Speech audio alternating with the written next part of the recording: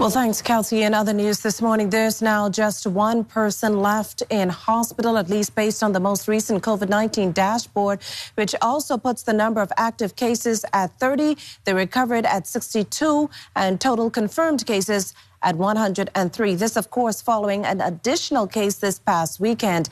The patient, a 52-year-old New Providence woman, health officials say she's isolating at home. Now, at this point, 2,203 tests have been completed. Globally, we're dealing with 6.9 million confirmed cases and 400,469 deaths, according to the World Health Organization. Meantime, health officials are closely monitoring the numbers as well as the progress being made in flattening the COVID-19 curve.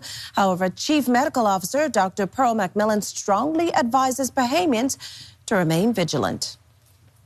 We are, I would say, pleased that we are down to one person hospitalized, having had 103 testing positive. But we certainly need to continue to keep our, surveillance and keep our public health measures in front of persons and in front of the nation to ensure that we continue to move forward positively as we begin the opening up. Removing some of the restrictions. It's good that we have, not had an ongoing surge of cases. And particularly, I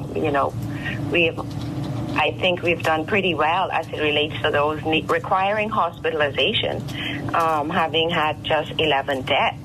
But we are at a point now where we are, changing. We are changing from what we were doing, and we are allowing, some of the restrictions to be removed. So we have to continue with our heightened awareness within communities and individuals as persons begin to move into workspaces and begin to do some of the things in our what is considered a new norm.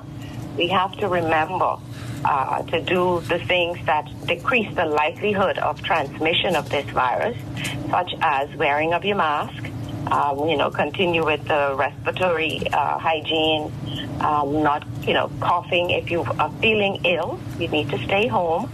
And certainly persons, the environmental sanitation within common spaces, if you're going back into the workplace or even at home. The virus is going to remain with us, and we have to continue to keep it in the forefront of our minds that, the potential of being infected and infecting others remains.